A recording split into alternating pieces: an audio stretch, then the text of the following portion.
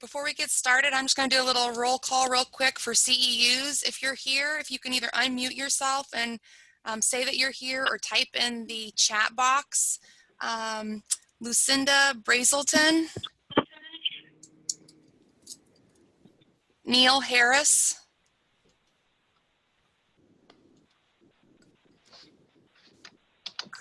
Chris Hinchy,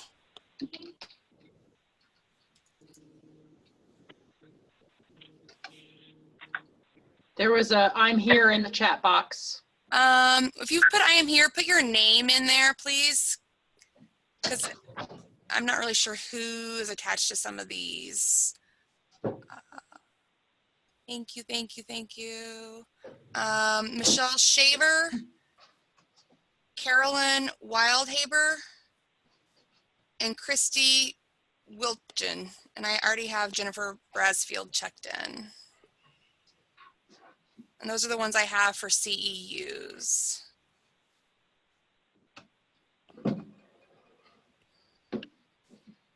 Now, I didn't call your name and you wanted CEUs. Let me know you're here and I will reach out to you on how to pay for those to make sure you get them.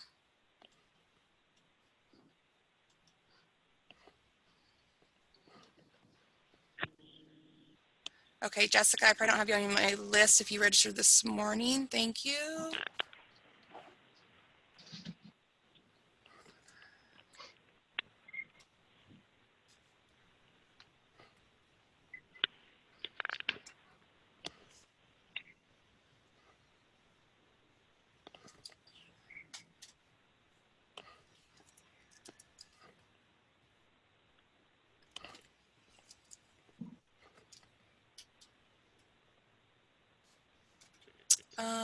Just checking in.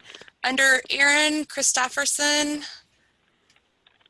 is that under Aaron or is it a different name? Checking on that one.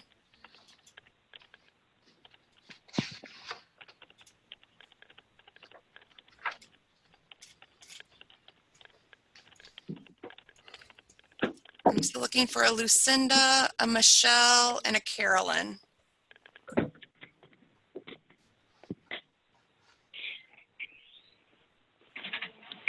So if you'd like to get CEUs later, provide your first and last name in the chat box, and then probably your email address as well. That way Chelsea can follow up with you. That'd be a great way to do it. And you have to be here for the whole webinar to receive the CEUs. Okay, thank you, Michelle. All right, I'm going to turn it over to you, Lisi, and then I will put in another check-in on the chat in a little bit. Well, before you turn it over to me, why don't you tell everybody who you are? Good idea.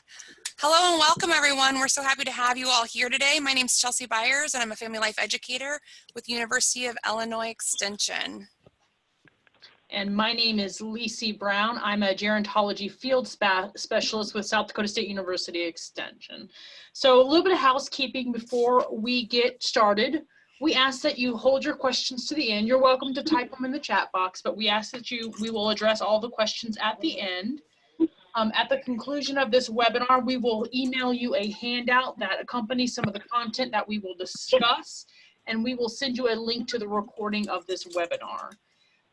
Additionally, we have an evaluation that we've put together. We will send that after the webinar, and we'd really appreciate your feedback, because your feedback is how we make these future webinars better. Slide, please.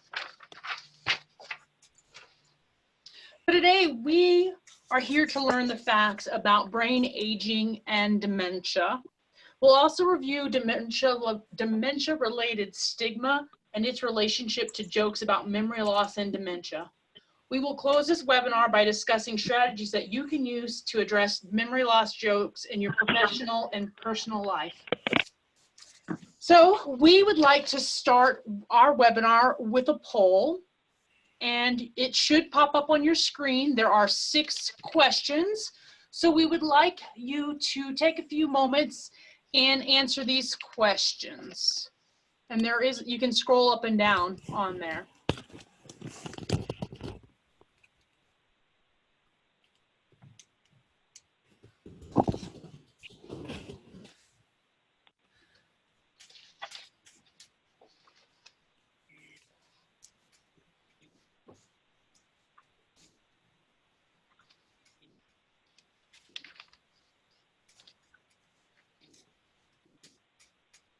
Give you about 30 more seconds to provide your answers.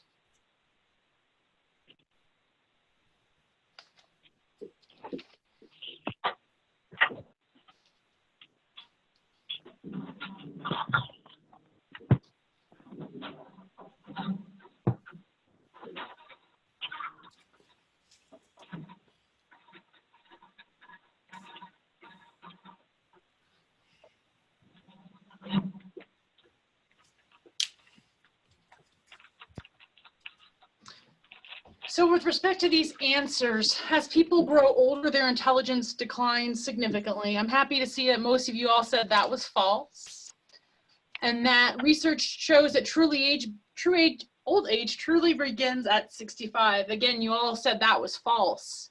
A little bit more mixed, that older adults report their health as either good or excellent. The correct answer is true. And then we're delighted to see that everybody said number 4 is true.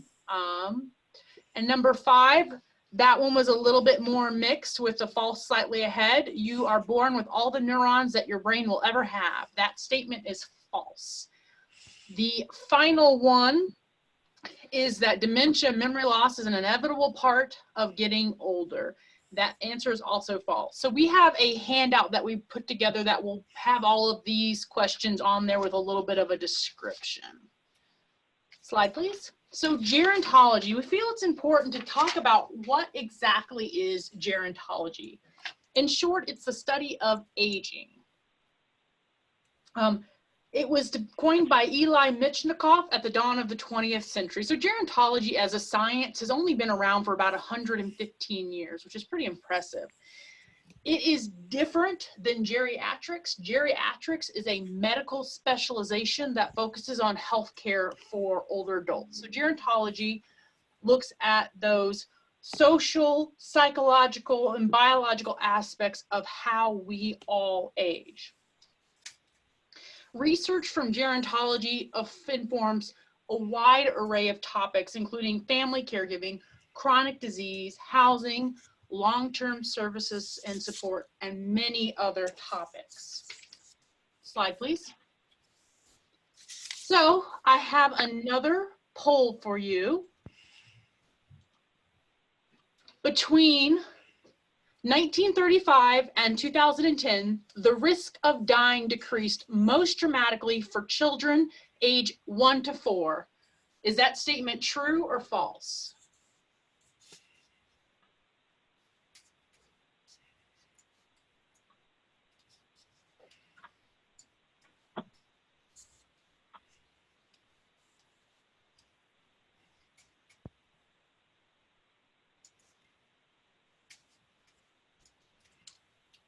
I'm going to give you about 10 more seconds to answer this question.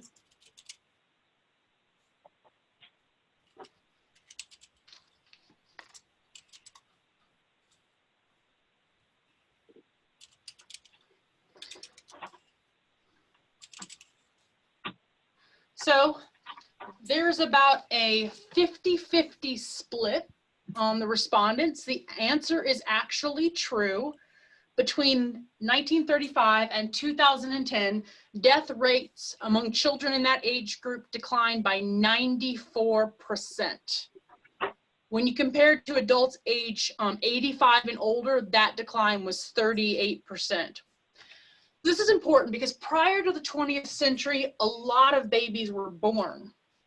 And living past age 40 was relatively uncommon. And it's not to say that no one ever lived into their 60s and 70s, but what happened is most people who were born died as children. Most of us today, we fully expect to live to age 65 and beyond. So what prompted this dramatic change? Slide, please.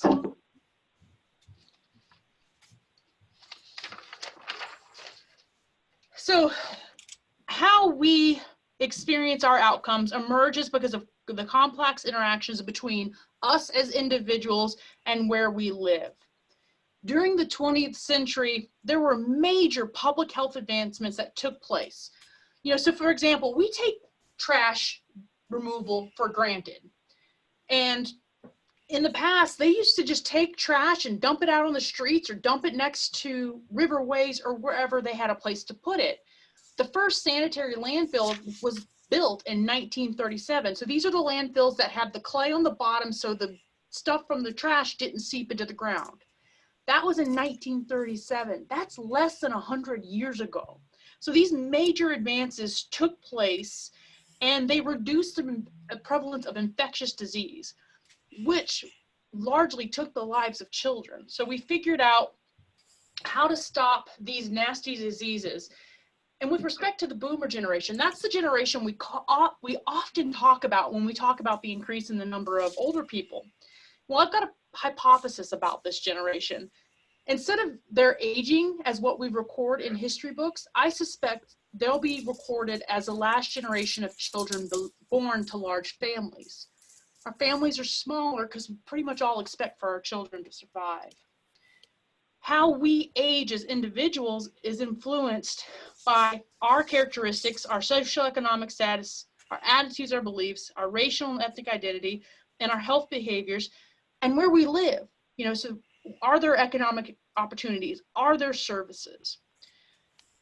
It's really important to emphasize how much change took place during the 20th century.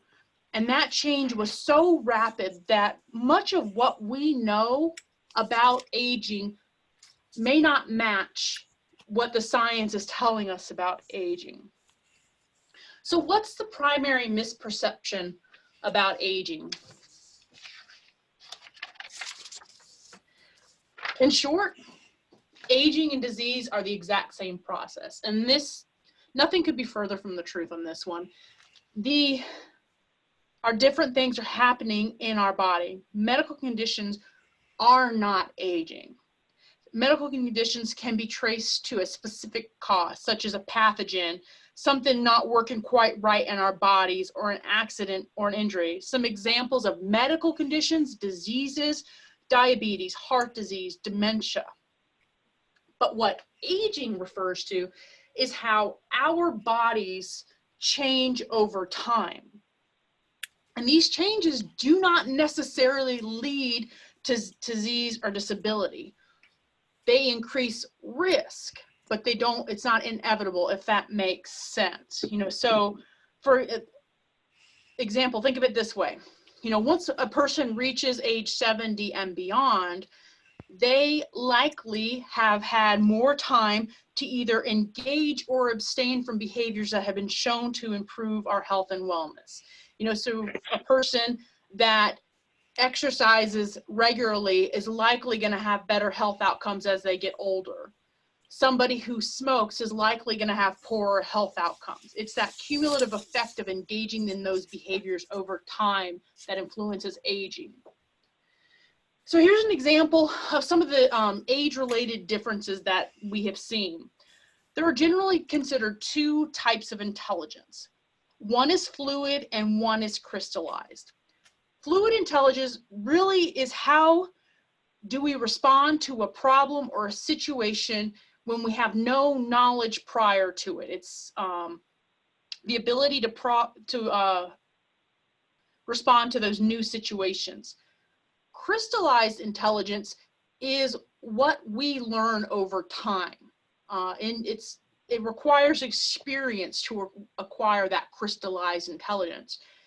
In general, younger people are better at fluid intelligence and older people are better at crystallized intelligence. And this is not to suggest that an older adult couldn't have good fluid intelligence skills. So that ability to acquire information and use it is an age-related difference. So why is the difference between aging and disease critical to improving health and wellness outcomes?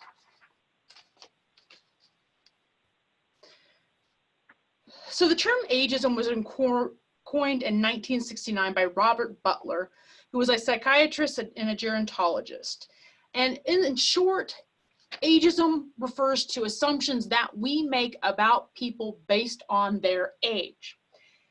People of all ages experience ageism, but the difference between the ageism that a younger person experiences and the ageism that an older person experiences, as younger people, we grow out of the stereotypes about youth. And we grow into the older stereotypes about aging. So some of the common stereotypes: memory loss, that older adults are an economic drain, that they're grumpy, that they're depressed and lonely, they're frail, they're bored.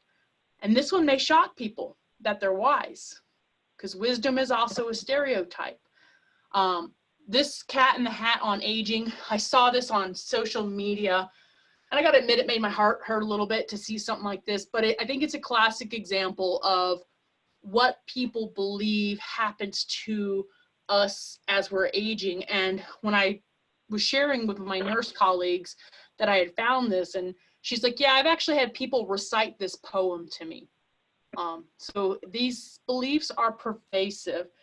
And what the Frameworks Institute tells us is that the majority of participants equate aging with decline, loss, slowing, and breaking down. So why does this matter? Why are we talking about ageism here today? Research indicates that 1 out of every $7 spent on the most costly health conditions, so we're talking cardiovascular disease, chronic respiratory disease, diabetes, can be traced to ageism, with with approximately a third related to negative self-perceptions of aging. So what that means is that people believe that the health challenges that they are experiencing are an expected part of the aging process. What the research tells us is that when people believe this, they are less likely to engage in behaviors that we know will improve their health and wellness outcomes. Other factors are negative age stereotypes held by medical professionals. So we've heard stories where older people will be told that whatever the medical condition they're experiencing is just a normal part of getting older. Memory loss is one of those that it's kind of that expected part of getting older. So attitudes and beliefs. I want to kind of talk about some of the different things that research has shown that beliefs about aging affect. So physical functioning, functional status, cardiovascular health. So people who have a more positive outlook on getting older are less likely to have a heart attack. And when they do have a heart attack, they recover more quickly. So there's an example. Their disease management, I said that earlier. The quality of medical care they receive. There's evidence that suggests that our doctors do not provide high quality medical care or the same quality medical care to older adults as they do to younger adults. Social and economic opportunities is another area where ageism matters. So what this means is that an adult age 50 and older, if they lose their job, their chance of finding a job that has an equivalent pay is very low. So this is just really, what we believe about aging affects all of us in so many different spheres, and that's why it's important for us to understand the cost of ageism.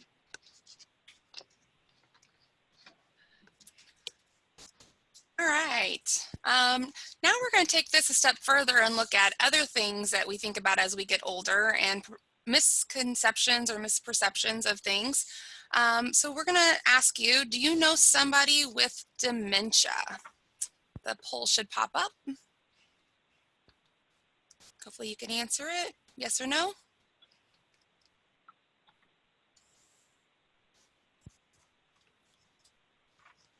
All right, Lacey, I'll let you show the results. All right, 80% of you said yes. And this is a greater number than typical. Usually they say like 1 out of 3. So yes, and then let's do another one. This is an open answer, so if you are on a computer, you can type it up in the chat box. I would like you to describe somebody with Alzheimer's disease or another dementia. When you think of somebody with Alzheimer's, what do you think of?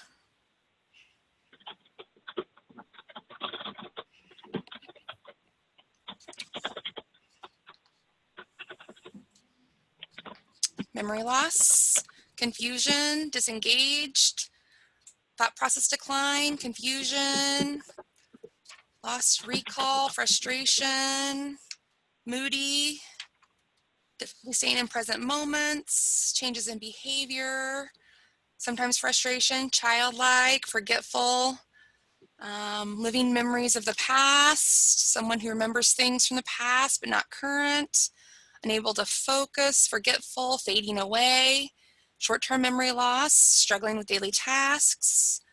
The person I know is withdrawn. She doesn't engage much, sometimes confused, forgetful, frustration, repeating the same information, personality change, doesn't know what to do, fatigue, loss of ability to express verbally, may need reassurance about daily events. All right, thank you everybody for putting some information in there. In a national study conducted by the Alzheimer's Society, almost a quarter of baby boomers couldn't name a single sign of Alzheimer's disease, an early sign. Even more surprising is that 17% of those had a friend or relative affected by the disease. Why is this so important? It's important because early detection is really critical, and you really do want to get a diagnosis as soon as possible because it could be something else.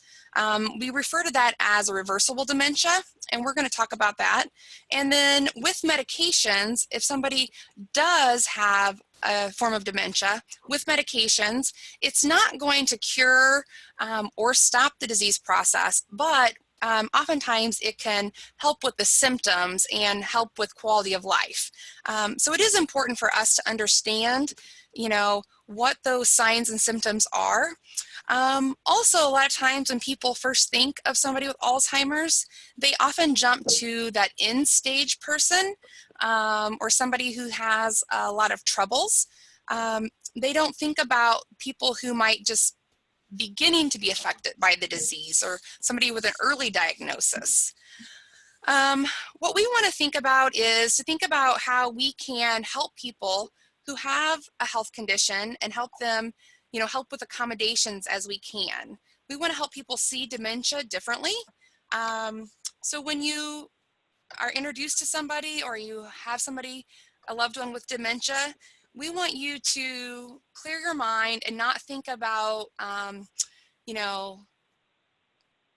what you already think about somebody with Alzheimer's or dementia, but we want you to be with that person and see them for who they are in the disease process and be with them where they are and not kind of already put the disability upon them, because everybody goes through the disease process so individually, and a lot of times people just start classifying them and kind of throwing them into that pot.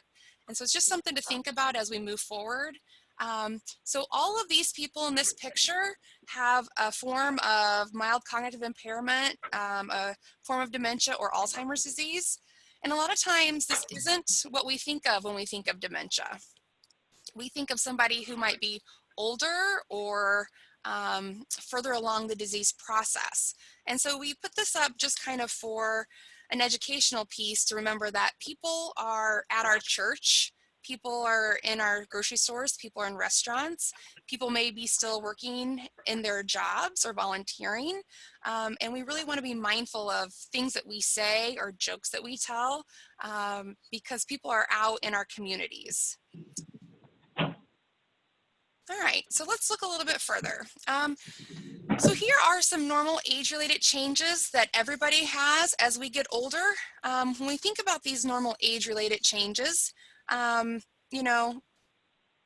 just think about things that, depending on your age, you might have experienced, but people typically are more easily distracted or sensitive to those distractions. You might not be able to multitask like you once were. Multitasking isn't good for us anyway. You know, it takes more effort to do things. We can still learn new skills, new languages, new information. It just takes us more effort and maybe more time, but we can do it. And, you know, when we're trying to shift our attention, it just takes us a little bit more time and focus to do those things. So these are just a couple of the things that do happen as we get older. And the reason this is because the brain mass in the frontal part of our brain, the frontal lobe, does shrink a little bit. This kind of happens during our 60s and our 70s. You know, as well as if you think about our muscles are kind of not as agile or as strong as they once were as we get older, and our brain slows down as well. But, you know, we can do things to keep it active and engaged, which is something that we will talk about as well. So when we think about the word dementia, I like to talk about it, you know, in reference to the word dementia as well as Alzheimer's, because it's important for us to understand the difference between the two. And dementia is kind of that umbrella term. It is the generic term to help people understand the symptoms that are going on. And dementia is not a normal part of aging. And so, you know, we hope for all of us that we do not develop a form of dementia, but these are some of the warning signs. And when we think about this, they usually say that if you have at least 2 or 3 of these core processes affected, then it's a sign to be concerned. So if we go through these, you can probably read them on the screen, but if you're on the phone, memory loss that affects your daily life, communication problems that are new to you, confusion with time, place, or people, declining basic math skills. So a lot of times people first see this when they have trouble balancing checkbooks or doing, you know, making change, things that are daily things that you do that you used to never have problems with. Poor judgment and doing things that are unsafe, or challenges in planning and problem solving. Again, that kind of more higher functioning in that frontal lobe. Difficulty understanding kind of visual images and understanding what you're seeing, and then spatial relationships. So you're not taking in things visually like you once did. So judgment of space and size and placement of things. So you might see people step over thresholds differently, or changes in carpet differently, or you know, this is where the wayfinding comes in, where people get lost to and from familiar places. So that's what that is. Sometimes people have changes in mood and behavior. Some people mentioned that in the chat box. And then sometimes people withdraw from activities of interest because they can't do them like they once did, or they just don't have that motivation to do them anymore. You know, dementia is a progressive disease. You know, it's something that we can't cure if it is irreversible. So we're going to look at our irreversible types of dementia first. There are many types of irreversible dementias. The most common one we hear about is Alzheimer's, and Alzheimer's and vascular dementia are the most common types. Some of these other ones you might have heard of: Lewy body, frontal temporal, Creutzfeldt-Jakob, Huntington's, normal pressure hydrocephalus, AIDS dementia, Korsakoff syndrome, and those are just some. There's a lot of different kinds of dementia, and we're not really going to get into these specific types, but know that, you know, if you have one of these types of dementia, you know, they are progressive, and medications, again, help the symptoms, but they're not going to stop the disease process. But then we have what we call reversible dementias. And when you look at the reversible dementias, this is why it's imperative for people to get diagnosis to know what's going on. And when they do the diagnosis process, they're ruling out these kind of things. Because if you have something going on, like one of these things, like an infection, hypothyroidism, medication interaction, if there's a brain tumor, if you're dehydrated, or if you're low in B12 or vitamin D, if there's a drug intoxication, if you get back to your healthy self, then you will go back to your healthy cognitive function. And so a lot of times when they're doing the tests, like when they're getting blood tests, they might do a brain scan, they're looking for these things. And so they're ruling out these different things that could be causing those symptoms. And so it's important that we get a diagnosis, or we seek evaluation earlier. And a lot of times families, because they're afraid, there's the stigma with, Alzheimer's, people don't want to know or have it confirmed, they push it off. But, there might be a terrible infection going on, or they're on medications that aren't working well, or something else could be going on. And so it really is important for people to get a diagnosis and to check in with a doctor. And I would say to make sure you get a thorough evaluation. I've heard a lot of stories where families say, I went to my local doctor and, I was in and out in 15, 20 minutes. That is not a thorough evaluation. Most of the time, thorough evaluations will take, a couple hours. So it's something to think about. Also, if these things go on for long periods of time, sometimes if they're not caught quick enough, then they will lead to one of the irreversible dementias. So, also, the last one, depression can often mimic dementia, but it is not. But people withdraw, they kind of get lost about their time if they're withdrawn and they're isolated. And so we also want to screen for depression, because sometimes people who are depressed can look like dementia. And if somebody does have dementia, it is important to get a diagnosis, because they can benefit from the medications that are out there for the different types of dementia, as well as it gives them time to plan for the future with their families and let their own wishes known. It also gives them time to participate in any research or drug trials if they're interested, and develop relationship with doctors and care partners in their community, and then benefit from all the support services that are in the community, especially like support groups to share, how they're feeling, and that kind of thing along their journey. A lot of times when people are diagnosed with Alzheimer's or a form of dementia, they feel isolated, or they feel depressed over that diagnosis. And so it is important for them to have benefit from the care and the support services. So we've talked a little bit about dementia and the different types of dementia. There are some different risk factors that put you at a higher risk for dementia. Those are lower levels of education, midlife hypertension, obesity, hearing loss, smoking, physical inactivity, having diabetes, social isolation. So let's talk about some protective factors. So these are some things that you can do to help you stave off and keep your brain healthy. So getting quality sleep. So for adults, that's typically 7 to 8 hours of quality sleep.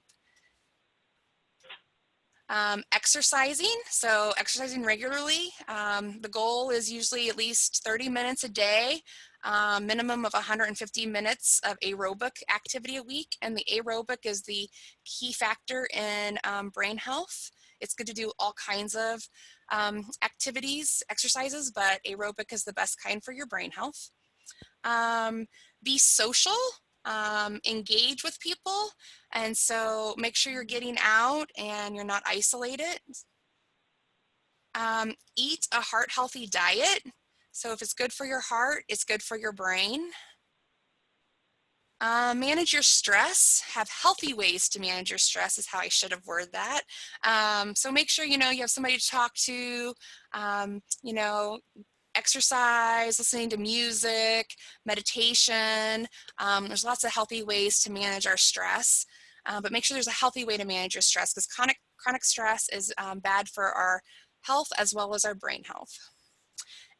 And then challenge your brain with newness, novelty, and mental challenge. And so there's lots of ways we can challenge our brain or keep our brains engaged. And this is kind of that use it or lose it philosophy. We want to keep challenging our brains.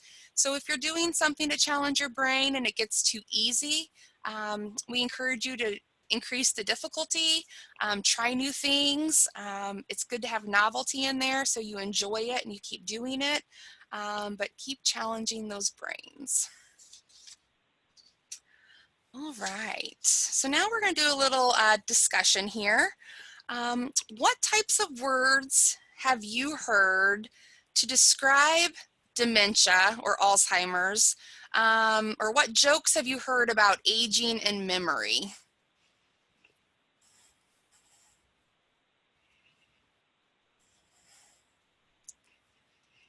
You can just type them in the chat box. Alzheimer's disease. Okay, Dory from, yes. Alzheimer's, having a senior moment. Sometimers, yep. Losing it, sundowning, senior moments, a brain fart, oatmeal brain, a brain fart, losing my mind. I'm old and losing my mind. I've forgotten them. Sundowning.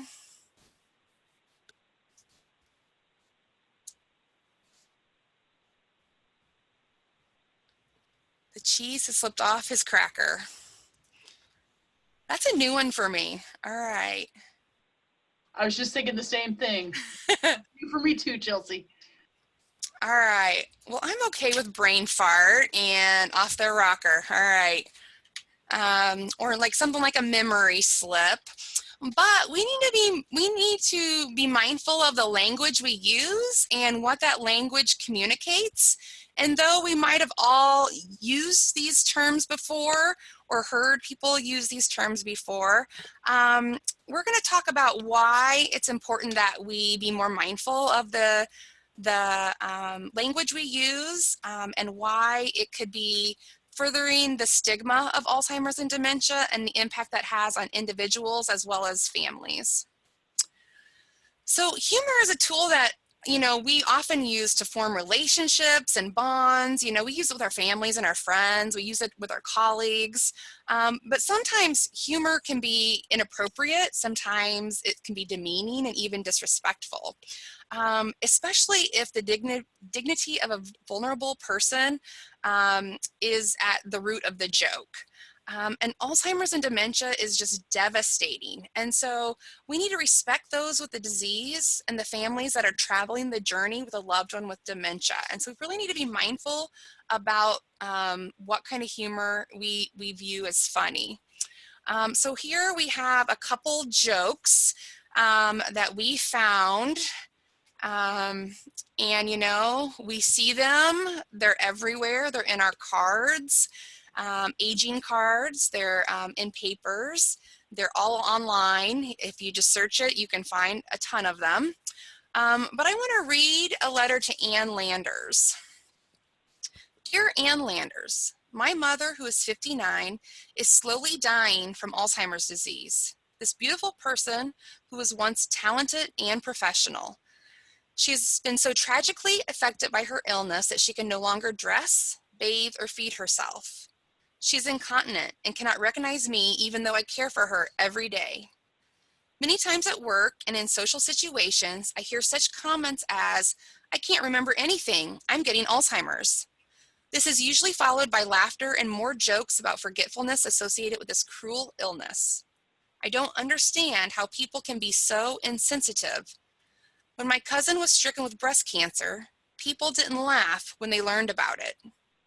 Mocking doesn't occur when a person has a heart attack or suffers a stroke. Why should it be any different with Alzheimer's disease? Alzheimer's is the cruelest of diseases. It forces families to watch hopelessly as loved ones slowly drift out of reach. So far, no treatment or cure is available. The hurt and pain is further compounded by the insensitivity of people who make jokes about this dreadful disease that is killing my mother. And please urge everyone who reads your column to be more sensitive to the impact of Alzheimer's. Help them understand that jokes about this horrible illness are not funny, they are cruel. No name, please, no city. I am everywhere. Dear friend, you've written a letter that will hit many readers between the eyes. Thank you for an important contribution. And then she lists some information about getting information about Alzheimer's as a resource. So I think that I read that because I think it's so true. We don't joke about cancer. We don't joke about, strokes. We don't joke about ALS, but we do joke about losing memory. And I think it's because there's such a fear for people. People are so afraid of this disease.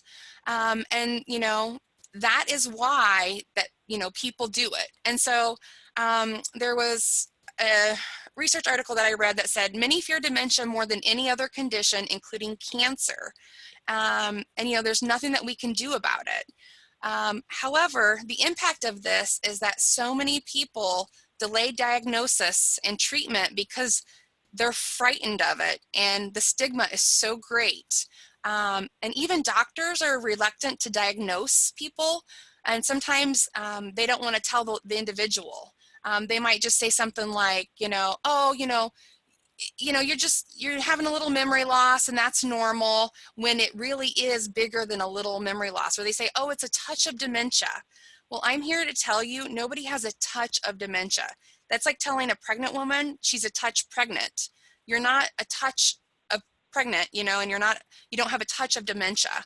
And so we really need to be mindful of what our healthcare professionals are telling people, and we need to be telling we need to break down the stigma in public, within families, within, by educating. And I have somebody who wrote down the same thing. People laugh a lot about loud snoring, and it can be very serious with sleep apnea. Absolutely. And so these health conditions are not something to laugh about. So seek diagnosis, we need to seek support, and we need to make plans for the future for people who have, a health condition, or they're concerned. And so we're going to talk about ways to do that. And I just want to emphasize that having a thorough medical exam is super important if there's any concerns about dementia. If the doctor says, oh, dismisses it and doesn't do those additional exams to rule out potential other causes, the doctor is doing a disservice to their patient. Yeah, and seek a different doctor then. Absolutely. So when we look at stigma, stigma is defined as an attribute, behavior, or reputation which is socially discrediting in a particular way. It can causes individuals to be mentally classified by others as undesirable or rejected. So when we look at this graph, there's different types of stigma. And so if you think about dementia with public stigma, this is the attitudes and beliefs of the general public towards the person with the health challenge. And then if you look at the structural stigma, this is the healthcare team, right? So when people who have a form of dementia, if they get inadequate health treatment, or if they're being stigmatized, if they have a lower standard of care, if they're in any kind of nursing home, nursing facility, housing facility, that's the structural stigma. One time when I was in St. Louis, there was a home, and the memory care unit was in the basement. And I was like, oh my God, I just felt awful about that. Like when I went to visit that place, I was like, they put the memory care people in the basement. Like, I just felt like that was more stigmatizing. So it's just something to think about. For timely diagnosis, more appropriate care, and to improve the quality of care for people with dementia, it's necessary that we reduce the stigma. So if a doctor just puts something down to old age, just again, push to get another opinion. Courtesy stigma is also sometimes called affiliate stigma, and this is what happens to family members due to the association with the person with dementia. So, you know, maybe they have a sense of shame, or maybe they have, they're isolated, or they feel helpless, or maybe they're being avoided by friends because of the situation of caregiving. Um, Here's a quote I have. People that I've known all my life, they haven't spoken to me in years. I've got friends in my groups. They're who I'm comfortable with. I think there's a stigma. I've even walked down the road with my man, and there are people I know. I'm busy trying to remember. I'm not very good all the time putting names with faces, and I'm worrying about that. And then they try to run away because my loved one has dementia. So, you know, sometimes people are avoided just because their loved one has dementia. And so I hear that a lot from caregivers. Like, if they get isolated caregiving, then, you know, people don't come and invite them over, or don't come to visit because they don't know how to interact with the person with dementia anymore. You know, families and individuals just want to be treated and viewed as normal. And there's been a huge adjustment in their life with the caregiving demands. And so they really do still need their friends as an outlet. And so they feel a stigma. And then the self-stigma is for the individual. So that's the internalization of the public stigma that causes a lot of negativity.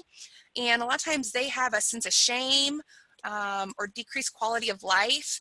They're reluctant to reveal their diagnosis, especially, you know, if they're working still, or, you know, they're afraid that they're not going to be allowed to live alone, or they're afraid their driver's license is going to be taken away.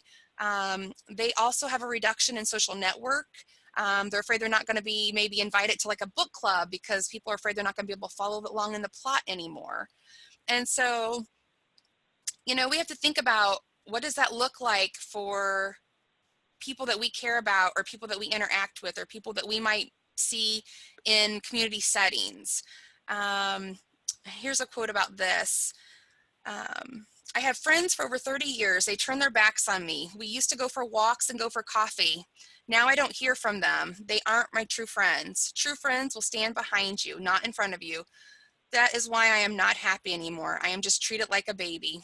And so, you know, they feel like they're left at home and they no longer get to get out into the public.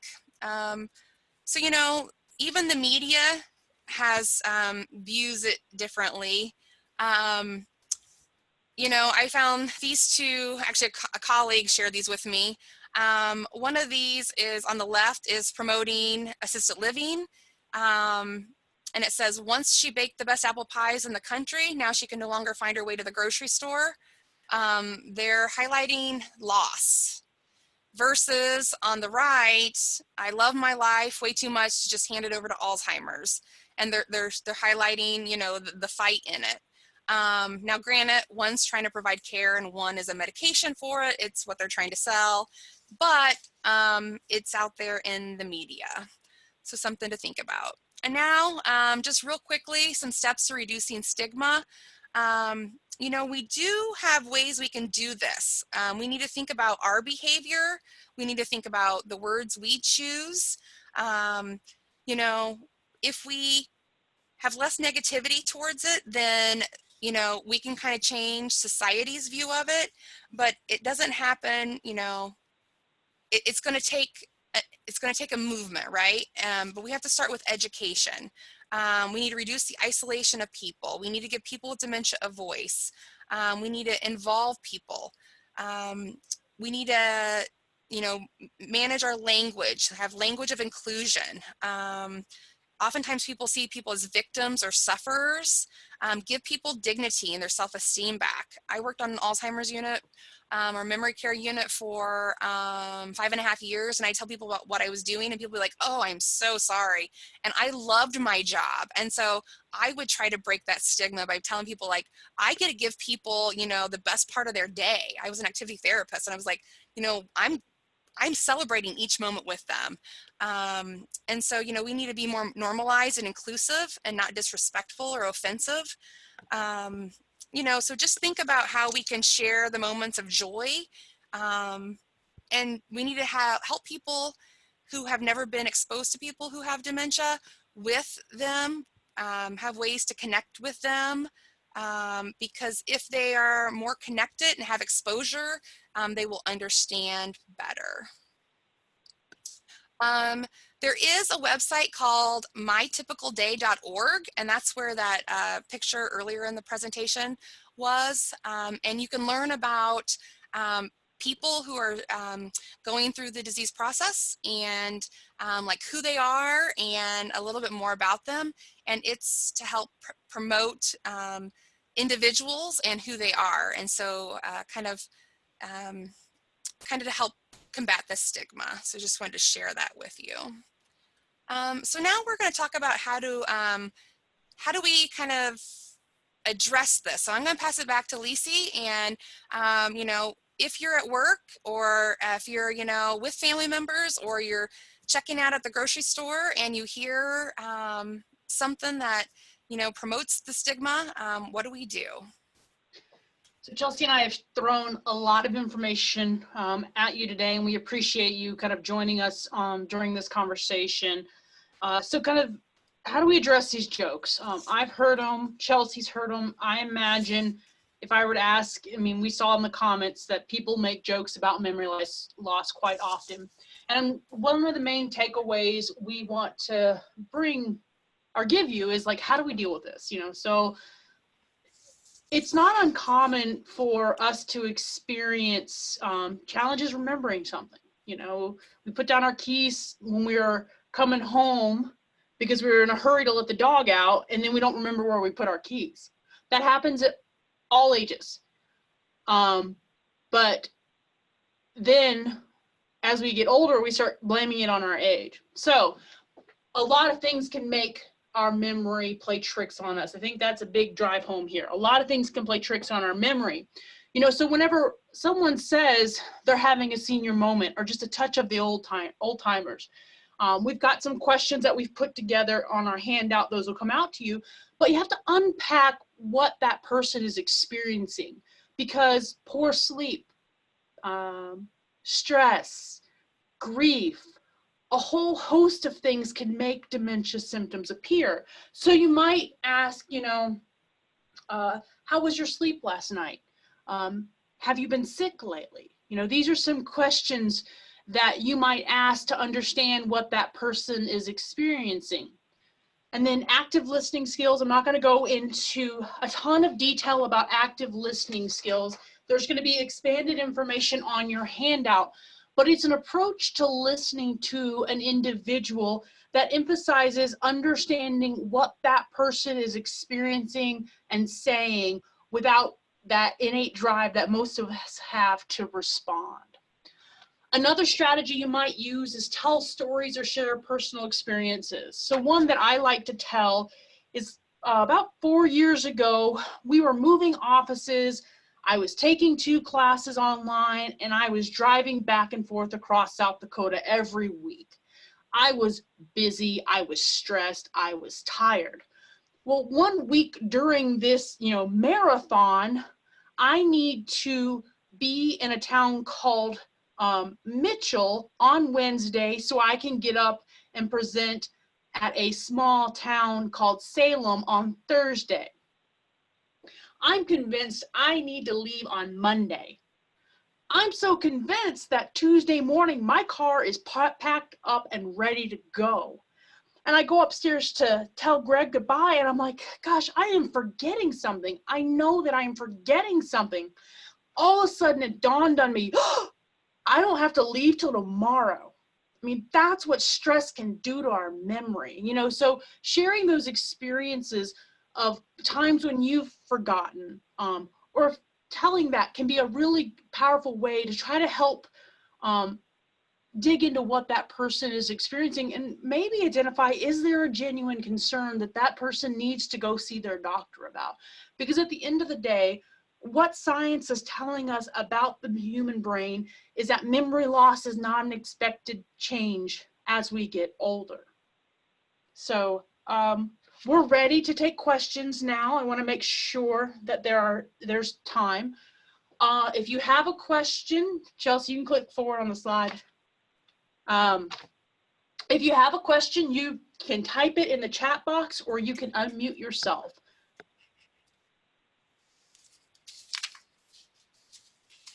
And as Lisi said, you know, I think it's choosing the right words. So we can all say that we're having, you know, a memory slip, because everybody has memory slips. My 16-year-old has lots of them, but we all do throughout life.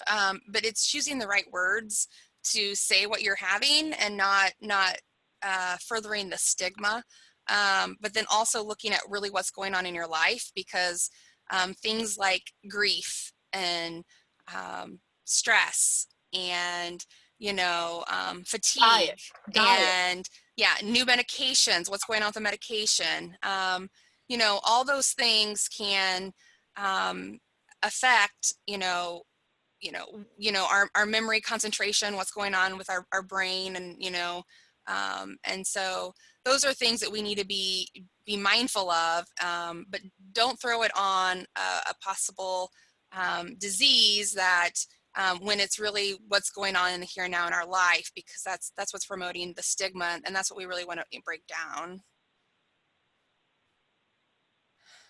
So we've got a couple comments. I'm always telling clients stories like that when I've been forgetful, because it makes them feel a bit better. And I agree, that is that strategy. It was like a few weeks before my 32nd birthday, maybe 33rd, whatever, I don't remember.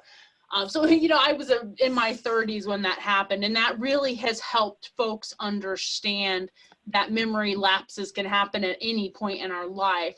And then we have a question. So should the very first step be to consult with a geriatric physician? I'm going to start, Chelsea, and then you take over. The one challenge we face is we don't have a lot of geriatric physicians. I think the number practicing in the whole country is around 4,000, unfortunately. The first step would definitely be to see your general practitioner, whoever your primary care doctor is. Chelsea? Yeah, and then if they don't take it seriously or refer you, then yeah, you'd want to see a geriatrician or ask to see somebody who is more well versed in an assessment. So, you know, yeah, and so a lot of times there's certain doctors in communities, or sometimes if you're in more rural areas, you might have to travel. It just depends on who your resources are in your communities as far as your medical teams. So, So a little bit more on that question. What about people or families who deny it? Are there professional organizations or institutions to confirm or deny Alzheimer's dementia if they don't want to consult with a physician? Chelsea? You like that's that? a tough one. No, you really do need to have it done by a medical professional. You know, there are certain things that, like a case coordination unit from, a town could probably go in and do some simple assessments that would probably identify things are going on, and then tell the family, refer the family to say, you really should probably get a diagnosis, depending on what is all in their assessment bank, like what kind of assessments they do on an individual when they do like an intake form. But yeah, it all kind of depends on the state and the communities and what they all do. So, and that's the hardest one. A lot of families are in denial, again, because they don't want to accept that this is the path that they could possibly be traveling with a loved one. And that's why we're trying to break down that stigma, so people know that there are supports and there are things that we can do to help families and individuals. Somebody asked about, it was a private message to me, is there going to be games and activities to help straighten memory? No, there won't be any of that in it. And there really isn't anything that can help straighten memory. But we do promote that people stay engaged in life. We had a researcher here on brain health, and he said once, I love this statement, he was asked, like, what are important things to do to keep your brain healthy, and he said read a book, and then he said, well, exercise, stay social, and keep your brain engaged, and he said go you know, be in a book club and then go walk and discuss it, you know, so then you're walking, talking, and talking about what you read. And that was Art Kramer, and I didn't say it verbatim, but anyway, it was the idea of being social, exercising, and then intellectually discussing something that you've read. So I thought that was a great way to sum up 3 very important things that we can do for our brains. And that's perfect, Chelsea. We are at the end of our hour, but I do want to add that basically challenging ourselves. Just keep challenging ourselves. You know, if those crosswords puzzles are getting easy, it's time to do something different because our brain needs those different activities to keep it strong. And I do need to do a CEU check-in. So if Jennifer Brasfield would check in, Neil Harris, Chris Hinchy, I'm sorry if I mess up your names, Michelle Shaver, Christy Wiltgen, Jessica Burke. I need to make sure you guys are here. We will stay on and answer questions. We just want people to, we want to be mindful of everybody's time. Yep, absolutely. So, and if you need those CEUs, so Michelle just said she's here. Yeah. Wilton, Neil Harris, I believe he was one. Jessica Burke, check in. Got it. Cindy, got it. And we're very grateful for everybody that joined us today. Cindy Brazelton. Got it. The recording, Karen, yes, it was recorded. Thanks, Bobby. I look forward to visiting with you again soon. Karen, it was recorded. Whenever the recording is done processing and we're ready to distribute it, we'll email it to everybody who participated in the webinar today. Any other questions? You're free to go if you don't have any other questions, but we're happy to stay and answer any other questions. Yep, we will send the documents. Chelsea, I don't know when you're planning to send the handout. I can send it right away, or we can wait till the recording and send it all together. We'll probably wait till it's all together. That way we don't inundate you guys with emails. But we'll send a recording, the handout, and the link to our evaluation. We really appreciate all the positive words that you guys are offering. Thank you so much. Have a great weekend, everybody. Yes, enjoy. We're going to have a nice day in Rapid City. Day. Thanks, Jane.